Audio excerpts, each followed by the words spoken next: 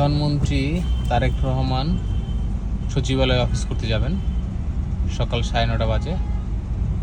আমরা সেই প্রোটোকলে পড়ে গেছি। উনি পিছনে আছে যানজটে, আমাদের দুইটা গাড়ি পিছনে। এই যে পিএম প্রধানমন্ত্রী, এই যে তারেক রহমান, এই যে যাচ্ছে প্রধানমন্ত্রী তারেক রহমান। খুবই একেবারে সাধারণ প্রোটোকল। 5টা গাড়ি নিয়ে তিনি বহনে গেলেন এবং যানজট, পুরো রাস্তাটাই আসলে যানজট তিনি ফেস করলেন। গুলশানের বাসা থেকে সচিবালয়ে, আমরা এখন মৎস্য ভবনের সামনে দিয়ে তিনি গেলেন। একেবারে কোনো প্রধানমন্ত্রীর গাড়ির সামনে একটা রিক্সা দাঁড়ায় ছিল অনেকক্ষণ। সো এটা বাংলাদেশের জন্য ভালো, আবার নিরাপত্তার দিক থেকে বাংলাদেশ এখনো ওই জায়গায় যায়নি আসলে যে প্রধানমন্ত্রীরা প্রোটোকল ছাড়া চলাচল করবেন।